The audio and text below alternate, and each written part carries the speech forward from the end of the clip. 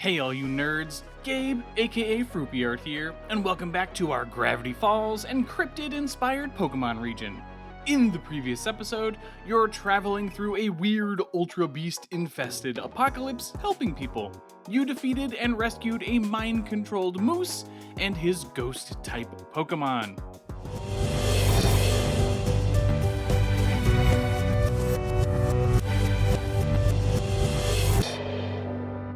Checking your map, you see that 3 people need your help down in the prehistoric cenote to the east.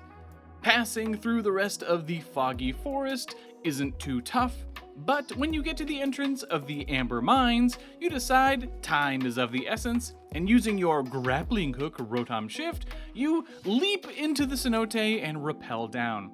The prehistoric jungles are active with panicked fossil Pokemon.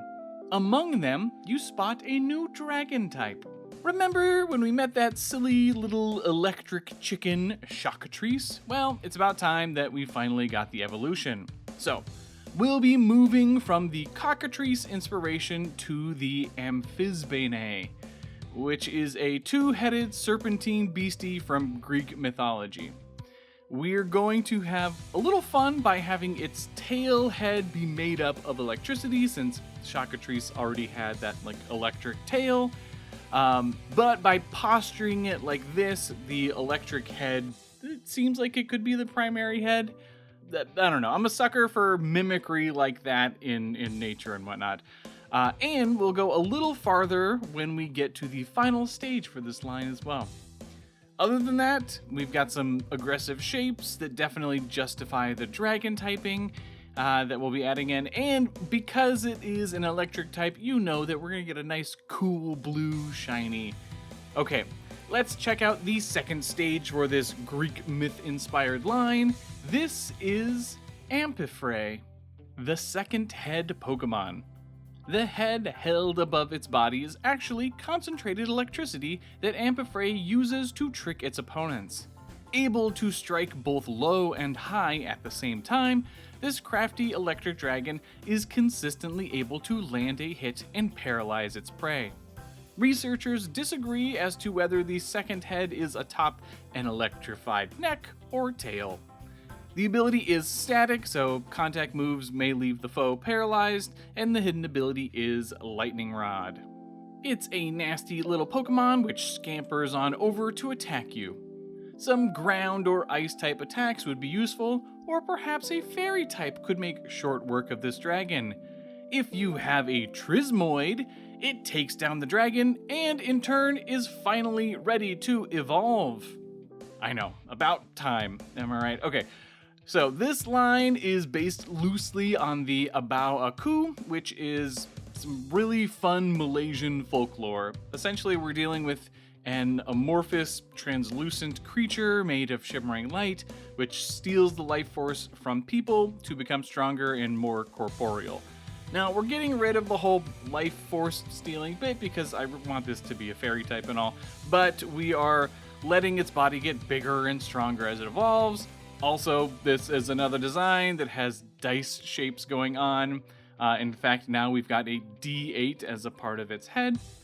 It is an Ultra Beast, so I am cool with this thing looking pretty weird. That being said, this design gave me a ton of trouble. Something about, I don't know, the geometries involved made it difficult to flesh out. I actually did 2 full design passes on this one before I landed here. Alright, let's check out the second stage for our fairy-type pseudo-legendary. This is Ruboku, the Prism Pokemon. Researchers suspect that Trismoid is unable to evolve in the universe that it comes from, as it is only when this Ultra Beast has bonded with a trainer that it can grow into a Ruboku. It mirrors their trainer's mood with colorful lights and flickering ribbons. As it grows, the body of the Ruboku becomes more tethered in our dimension and gains physical weight. The ability is still Prism Armor, which reduces damage taken from super effective moves by 25%, and the hidden ability is Clear Body. Assuming you caught a Trismoid earlier on, how are you feeling about this evolution? and we're late enough in the story that both pseudo-legendaries should be reaching their final stage anytime now. You cross through the dense foliage to the southern edge of the cenote, where you hear shouting coming from inside a nearby cave. Traveling inside, you find Looker and officers Blurland and Dubs pinned in place and trying to fend off a large Ultra Beast which lurks in the shadows. You can't quite see the Ultra Beast they're fighting, but you see that Looker is fighting with his Borbcact at his side. In one final stand, Looker grabs a Beast Merge gem and fuses with his partner. So initially, I wasn't planning on having a Beast Merge form here, but I decided a little late that I wanted to make sure to get a Beast Merge form for all of our established characters, and I didn't want Looker left out. And since it was already established to be one of his Pokemon, we just had to do Borbcact. Now, I got a lot of suggestions for a cowboy look for the merge, but that wasn't quite different enough from the base design. Luckily, I got some suggestions from Spooky Shady Gremlin, Mitchell Connor, DJ Catman, Don Martin, and Danable Man Ream OMG No Way. That's a great name, by the way. And they all wanted to continue with the fact that the Cactus Cat likes to lick up fermented cactus juice. So they urged me towards something dealing with like an alcohol barrel and booze and whatnot. Which combined with that like classic destitute, wearing a barrel look, yeah, it's pretty fun. It's also just funny that for a very put together and professional character like Looker, and then having him end up in a form like this, that's funny. That's funny. Now, since it's Pokemon, it's not really alcohol. It's actually just a mixture that makes the user burp nonstop. I like this because one, I personally am a very burpy person. I burp a lot. And burps are funny. And two, because I actually don't drink alcohol. I found alcohol to be kind of dumb and stupid and expensive, and it leads people to be loud and stupid. And yeah. Anyway, burps are funny. We're going that route.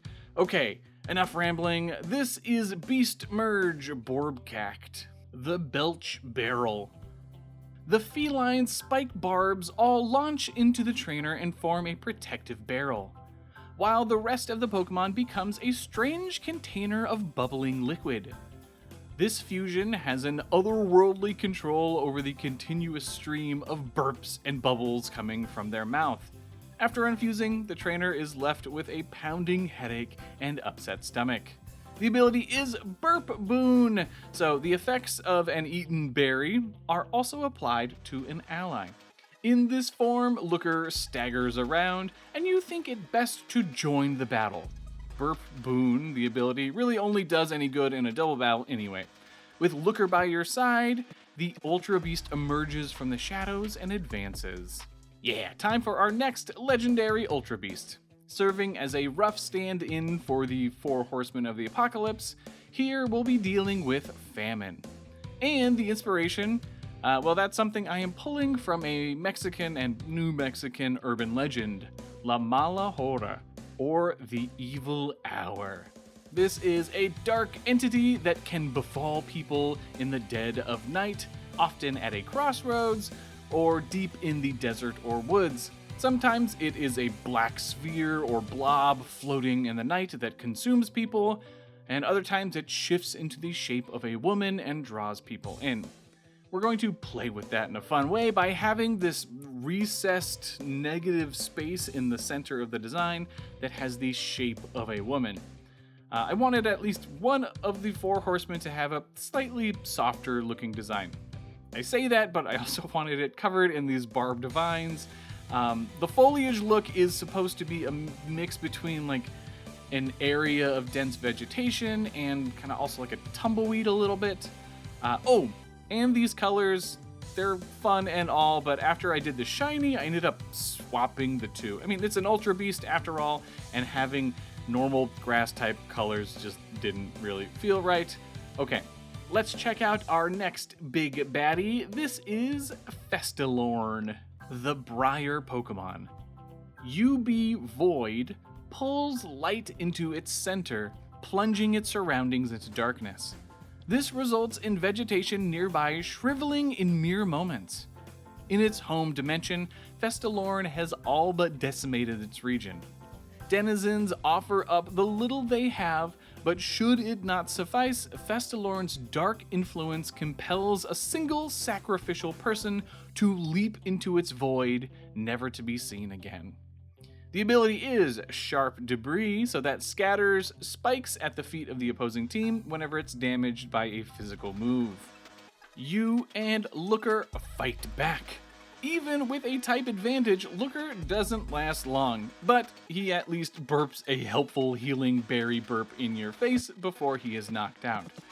Festalorn is tanky, able to set up hazards, and bombard you with a high special attack stat.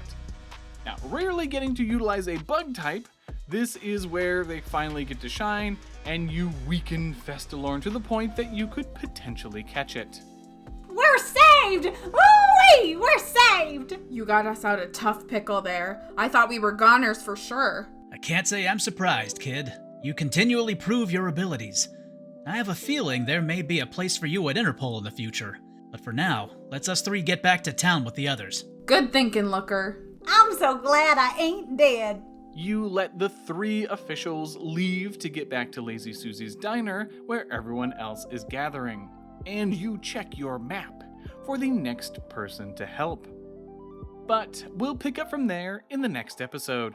Be sure to leave a like, comment, and subscribe if you are enjoying this series. There's a new puzzle added to our Discord server, so check the video description for details on how to join all of the journal deciphering fun that we're having there. I've got to thank the amazing Patreon supporters, they are all so cool, but you know I have to shout out Angel, Cyberlord, and Mason. These 3 are just the best, chilling up in the champion tier.